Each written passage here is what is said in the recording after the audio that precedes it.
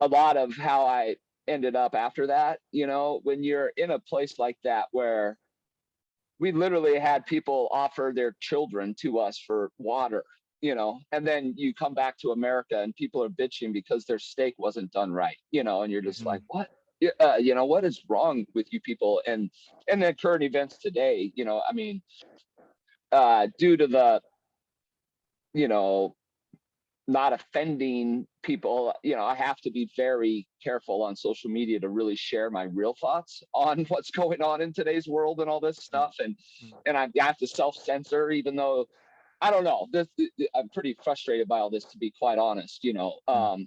Everything that's going on. But anywho, Do you I got feel out that of the mil. do you feel that you were in the military, I think, for, was it about 8 years, you said, Yeah. I've heard you say, Hmm. and you feel that at that stage of your life, that was kind of just what you needed into it? Was that a good move for you? That was like you, that was eye-opening, like you say, you learned a lot, but did I that think kind of, so. that was good for you? Yeah, because well, the first things first. You you learn a lot of discipline right away, right? You go off to boot camp, and I feel like I was a fairly disciplined guy, anyways, but you learn how to be a good team player. You learn how to.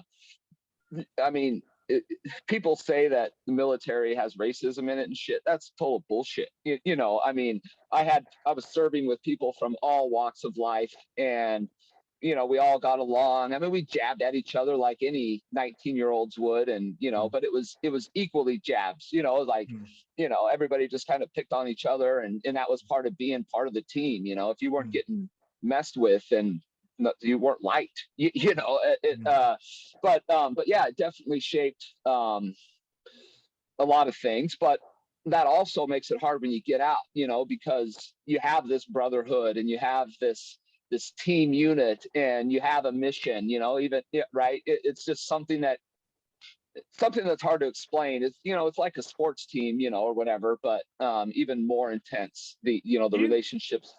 mm. do you still see like the guys who you were in with? Because like you've just, I mean, I've not been in the military, but I know it's kind of one of those things that you can't really talk to anybody about other than someone else who's been in it, because they get it and nobody else does. Yeah, no, So I do keep in touch with a few of the guys that I was real tight with, and you're exactly right. Even amongst people that that serve, if someone served in Afghanistan and someone served in Somalia, you kind of get it, but you don't, unless yeah. unless you walked in the same boots as that other person over there. But yeah, totally. And it's Mm. nice to have, obviously, people that experience the same stuff with you to bounce stuff off of. And the Somalia thing, it wasn't like your typical war. It was a little different than that. I mean, you got shot at randomly on the daily and all these types of things, but I wasn't kicking down doors and running into buildings and dodging RPGs all day. It was kind of a different experience than that. I mean, I would say the hardest part of all that was just being around dying kids, and just pure, just hell on earth. I mean, it was just sad. It was more sad than it was anything else. I mean, the random shots when you're driving through town or whatever, you just hear like a pop, pop, pop, and you're like, you kind of get used to that stuff, believe it or not. But the just seeing all that despair and all that stuff, it can weigh on a person, a little bit, for sure. How did Um, you process that? um, I didn't, and that's the thing, right? Um, I would say my anxiety problems that I deal with still to this day, and like depression stuff, I would say that a lot of that I had before I even went in, just from childhood and all these things, and but of course, being in a place like that probably stacked on that a little bit, but I didn't process it, and I didn't start processing it until this last year. I started talking to VA counselors, and and all that type of stuff, and trying to dig deeper into why I have these tendencies to go down these black holes and all that, and I can't recommend that enough, and that I think it's changing more and more these days, with like real hardcore men, which I don't consider myself one of those, but like real hardcore men are coming out there and they're talking about their struggles more these days. And because while you're in, you can't really talk about that, especially if you're in a highly effective unit that's going around kicking down doors, because now your teammates are like, I don't trust this guy anymore because maybe he has this PTS thing, or maybe so I think a lot of those guys hold that in while they're in, and then and they don't process it, and then they get out and they've lost their team, and next thing you know, they feel alone, and they're in, they go from a tier 1 thing, and then they're working at a freaking Costco, and it's just impossible to think that you can be in, we've had 20 years of war, and these guys have been multiple tours and just years and years and years of all this stuff, and then one day they're out. It's like, what do I do now? It's funny what you just said, actually, because I mean, like obviously the military, like we've just said, is hard to understand, but people go through this with everyday life, right? And just handling problems.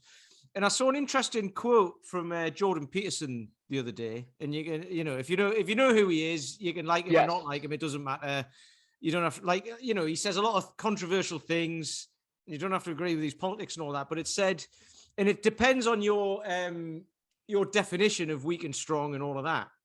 Yeah. But what you just said, these hardcore guys are now going and seeking counseling, but that kind of makes you hardcore, doesn't it? Because his quote was somewhere, I might get this wrong, but it was like, if you think being strong is destructive or whatever, or strong men can be destructive and all that, wait until you see what weak men can do, or weak people can do, and it's kind of like, because when you're weak, you're just out to get everything, aren't you? You're out, everything's against you, and you're out to kind of, to kind of prove yourself or something like that. Whereas if you consider yourself strong and can handle anything, that means you've dealt with all that stuff, whether it's so like you were saying about hardcore sort of people coming out of the army and stuff, that makes them more hardcore, in my opinion, to go and deal with it, which is like you've said, like what you're doing.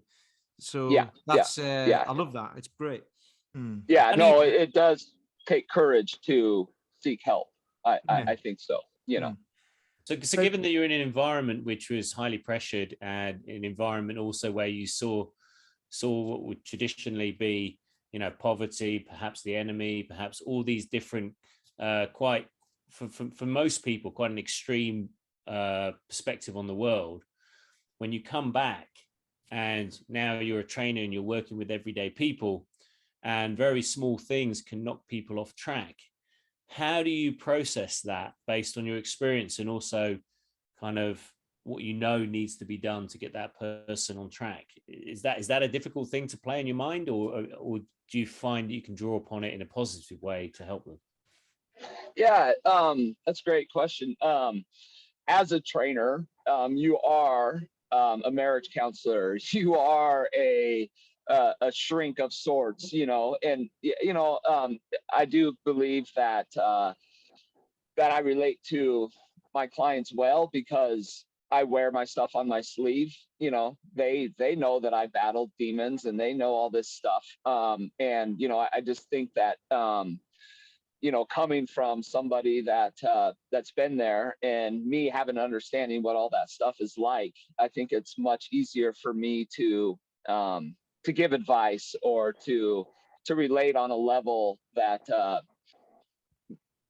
with the person that does help me, come across to them and reach them deeply. I mean, I've got people that deal with depression, anxiety, and all these things. And, we just take that hour, and I just, try and talk them into just, releasing all of that and just being present, just like spend this next hour. It's just me, you, and getting stronger, and all, and all that stuff just carries over into their everyday life.